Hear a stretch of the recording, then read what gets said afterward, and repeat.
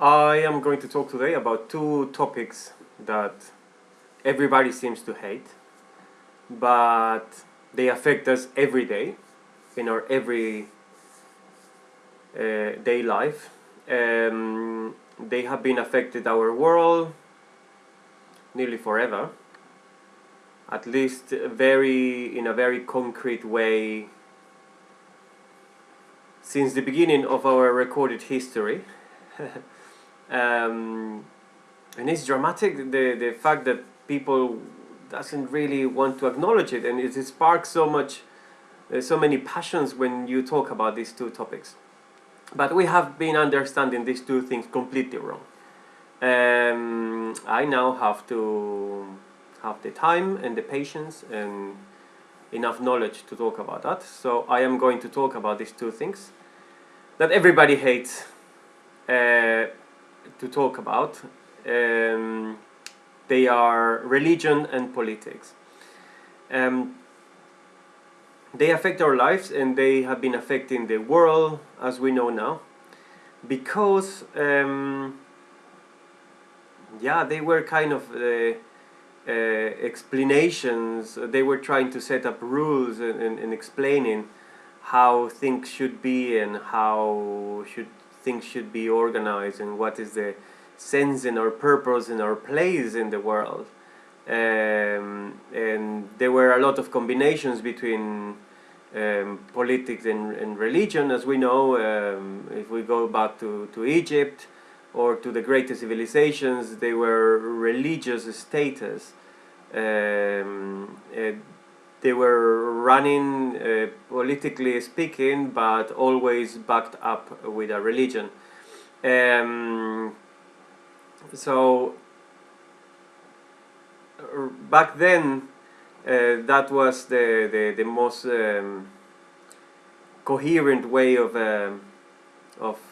behaving. And now there is another phenomenon that is happening, which is, before the Catholic Church was very, very close to the government in most of the Eastern world. And it was extremely powerful, the connection between the Catholic Church and the government.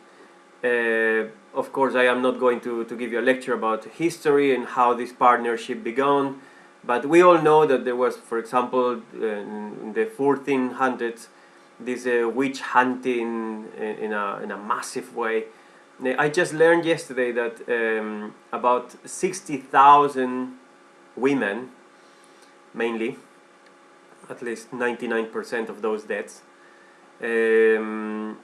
were burned alive under the charges of witchcraft. 60,000 in the world. Nobody speaks about that, right? It is not a big thing, how these abuses. And of course that was done by the religious people, the Catholic people. Of course, there was this fear that the Catholic was losing power, the Catholic Church was losing power, and so on and so forth. But and then they invented this witchcraft, whatever. But the curious thing about that is that these deaths were happening, and they were these public executions because they were judging them and everything. But the governments were allowing this on religious grounds for these poor women to be burned. It's amazing. I found that fascinating how, this is just the 1400s and so on. Slavery and things that, crimes against humanity, I don't know, and certain allowances the governments always did for people to be allowed to keep their beliefs or their in some way or another. Later on, of course, right now, the link between religion and state have fallen apart so much, and people are, we are embracing different types of faith, There is even a church for dark arts right now. I am not going to make publicity or going pro or against anyone, but yeah, there are cults, open cults for devils and stuff like that, and they are all beliefs, you know. I mean, how do I have the knowledge of telling about these things and talking about religion? Well, I study political science. And I was very deep into a religion. I was a priest as well, and I've been living in 4 different countries and yeah, 2 different continents, and it's fascinating to see. You know, when you are an outsider, you perceive things in a completely different way than the local people. You see things as they are not real, and you judge a bit better. If you have a bit of a clearer mind, your judgment is much more open as the normal, as the locals. And so the thing is, this all this power is falling, and the connection between religion and the state is collapsing, and so many people are believing in so many other different things right now. And you know what, that makes the bond, of course, weaker and weaker, and the governments are also struggling, because when people rebel against religion, which is quite core in the human mind, and of course to keep the state is harder, because when there was this alliance, this pact between the state and religion, it was easier to keep the populace obedient for the public authorities. But now that there is this questioning in beliefs, so people are, you know, we are changing our belief system. Then it's harder not to question the system, and of course the system needs to adjust to different other ways to suppress more the populace. And education, of course, have become a sort of the new religion, also useless. I'm saying useless because it doesn't work for everyone, and it's just like a promise of a good life status. So as it was religion before, you have to do your deeds, you have to pay your the 10% of your salary to the church, you know, and then you are going to become a better person, and then you go and you worship every weekend, and then you're supposed to become somewhere better, spiritually speaking. But it was all a pile of rubbish. Like I used to care for people, for older people, and they're just like struggling as any any teenager, you know, like they have their own fears, they have their own mistakes that they didn't work through their whole life, and they are unhappy. So, and they used to be very religious people, and if it was religion, if that promise was 100% truth, why people don't die very happily at a very old age? They are all scared, they are confused, they are so on and so forth. It didn't really work as but when you realize, of course, that it failed you, you are about to die. When you see things in perspective and say, yeah, shit, it's a bit too late now. So education right now is a kind of a new religion, as I understand, because, you know, it is safeguarded by the doctors nowadays, all the PhDs, that they reach this place, and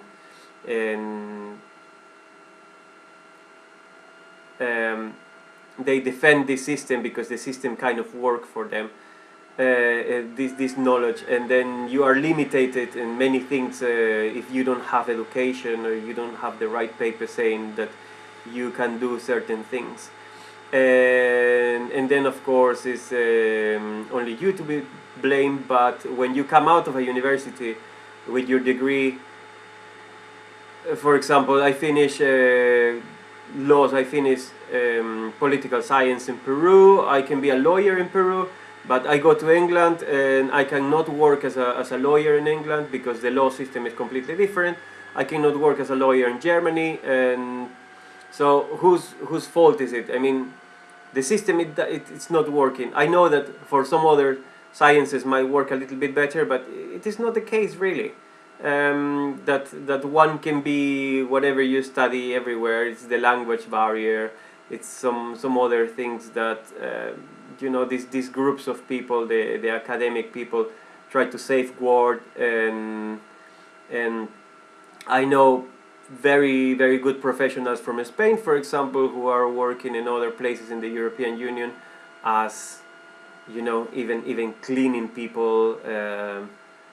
Engineers, we're talking about doctors and everything, because they don't have the language, because they don't have this or that, and the titles are not being recognized in other European countries and so on. So the system is really not working. The PhD people are not the most clever people in the world. I met some of them, they are even just working as editors in magazines and whatever, like it is not a proof that they are the most brilliant people. And to be honest, if university will give you the whole answers and will make you super clever and will make you super astonished human being, why the hell we still have the same problems as we do have? The wars and the immigration and this and that, the politics. How many politicians have a PhD? If that is the top of the intelligence that one can reach, why on earth a politician can be any street cleaner that just go to make a big revolt about something, and by chance just get promoted to a more public level, and then becomes a politician? Like the case of this girl in the Italian parliament, the one who was showing her part of her derrière with the number 13. She became part of the parliament, part of the Senate.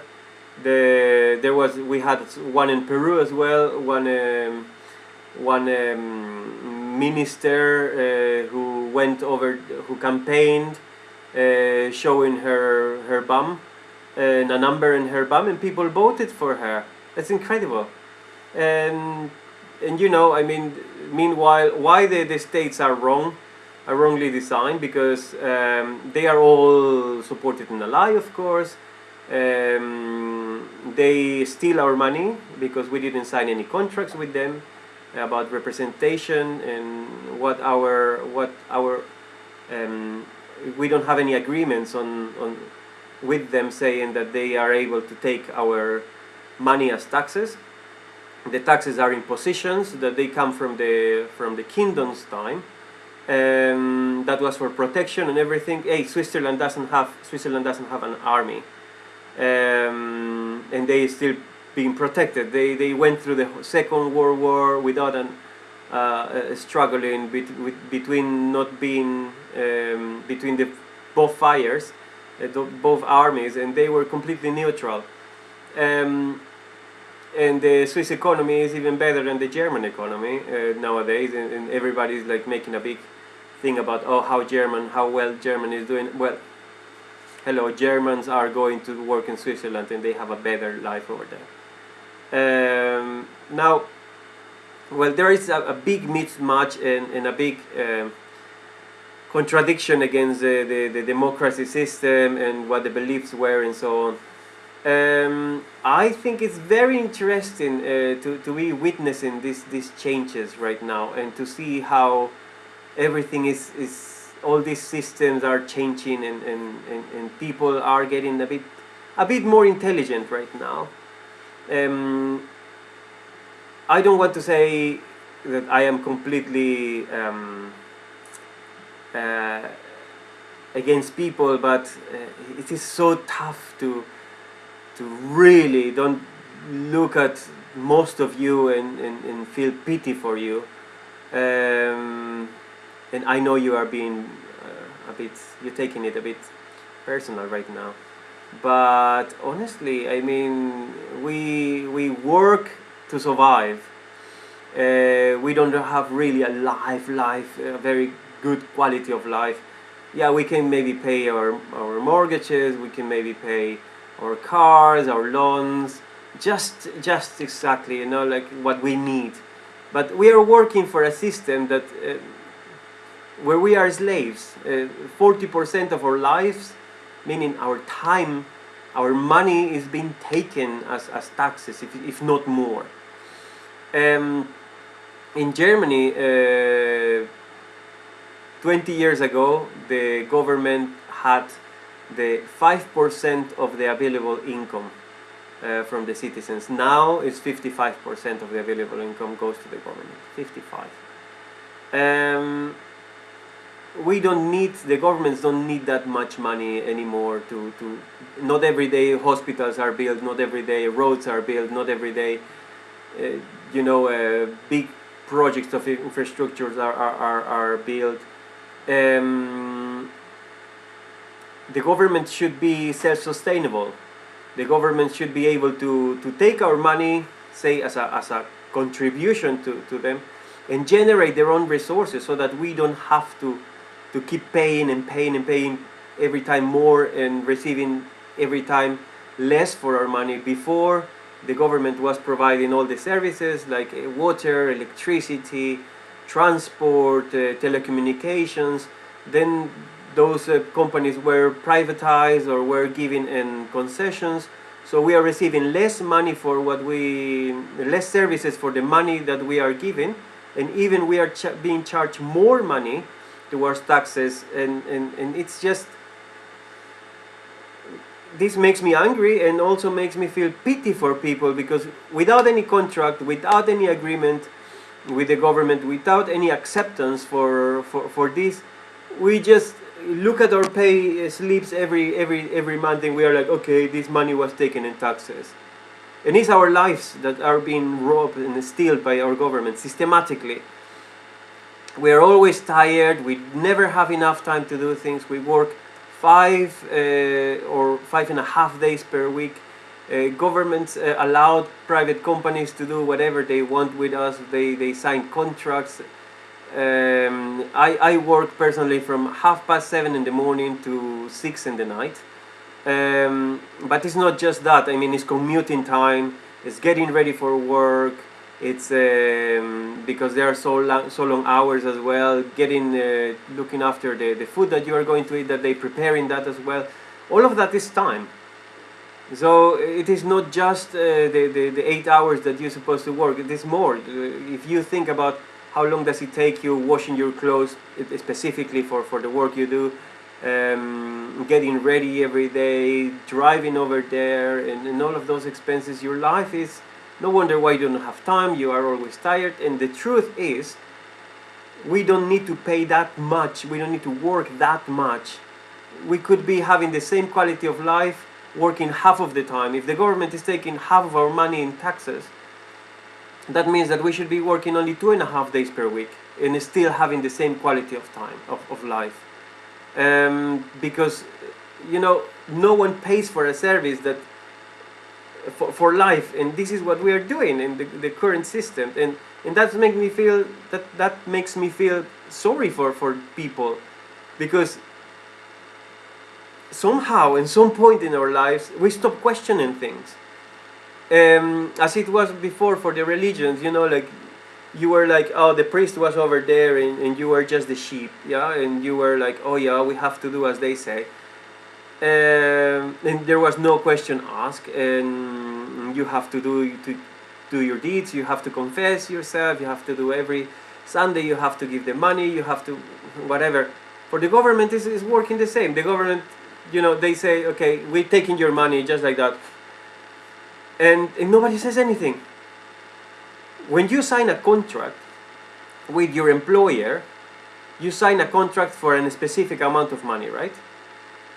Nowhere in the contract says that you have to pay money to the government. Nowhere in the contract. When you got your citizenship card, your passport or your ID, you never sign a contract saying, okay, because I have this ID, I am submitting my will to the government, and I am happy to live in this democratic system, which is basically the oppression of the majority, which is not democratic at all. And yeah, you're not giving away your rights, just like that. And nonetheless, all of us, we struggle for money, we struggle for free time for our family, for do the things that we want to, for holidays, and it's crazy. It's just madness. It's sad. It's sad because people seems like they don't want to do anything, and they are sharing all in Facebook, these very nice messages. Oh yeah, how true this guy is saying, so much true, the Dalai Lama or whoever. Yeah, that is. But when it comes to, let's do something about that, people. Let's get together to be represented as we want to. Let's get together and raise our voices to stop the government being so abusive. Let's make a new political party so that we can get rid of this system, and let's put a new system in place. All I need is your support. All I need, let's say, okay, I need €3 from you, and with these €3 I will change everything. I will make a new government, and the new philosophy of the new government will be to become self-sustainable. When it comes to actually take actions, most people are just like, this big elephant in a circus. I don't know if there are circuses with elephants anymore. Certainly there were when I was a child. Once I asked my father, why these elephants, they don't run away? If they are so strong, if they are so mighty, so powerful, why the hell they are at the door of the circus with a tiny stick holding them there, and with a rope that they can snap if they want to? My father told me the story of the elephant, and it's very interesting. I don't know if you know it. I'm telling you anyway. So the elephant, when they are calves, they are tied at the same stick, and of course they fight, they try to run away and everything, but they cannot do it because they are not strong enough. And elephants can memorize things. They have a good memory. So when they grow big and whatever, they still think they are not strong enough, and they are being held by this tiny stick. And it's like you, and it's like, all the people here in the world. We've been told when we were little, systematically, thanks to our education system, there is only one answer, and you have to memorize it. If you don't get the right answer, you are not good enough. You are not that intelligent, and they measure us. And you know what? We all work based on feedback. Everything's feedback. Everything is about feedback in our lives. Feedback is the image in the mirror that we receive every day when we look at ourselves in the morning. That gives us a feedback.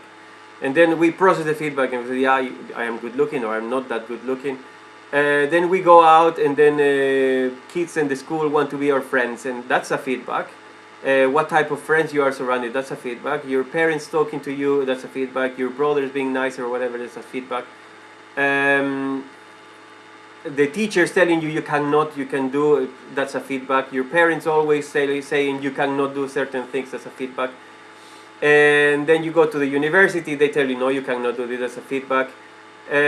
Everything is a feedback. The girl that you are with, the man that you are with, and the acceptance that you have in a party, whatever, everything is a feedback. We were told, we received so much feedback about how not good we are, how everything is thought. There is no such a thing as an original idea. There is everything is already thought. Go to internet, everything is already have been thought. Everything that could be done is have been done, and so on and so forth. But hey, we still have Windows, companies such as Windows, Facebook, Google, and so on. created original ideas come all the time, new applications, new this and new that. Hold on a minute. Someone told us that there was no such a thing as an original idea. Now there are all these new inventions and developments and discoveries, and there is a mismatch over there. And now the new preach is, oh yeah, you have to follow your passion, you have to. Something is really, really seriously not working over here, but I am going to expand a bit more about this later on. If you want to do something, if you are tired as well as me of just being a slave and systematically being drained of your life, well, contact me. If you have any skill that we can use, maybe you know how to make better videos in YouTube, maybe you are a hairdresser and you can give me a free cut. Maybe you can advise about image, maybe you can create a website, maybe you can keep accountancy, maybe you know how to fundraise, maybe you know how to publish a book, maybe you know how to make an app, maybe you just know some people, you have some more contacts in Facebook, maybe you want to share a video, maybe you want to be a political leader in your area. Let's do something, people. Things are not going to get sorted by themselves, but we have to do something. And as long as you are not doing something, you are responsible for this, and you are going to pass this nonsense world and system and belief systems to your children and to the following generations. There are problems right now happening. There is a global warming, there is overpollution, overpopulation, the lack of energy, and wars everywhere, and also and you are just thinking that you don't have any problems.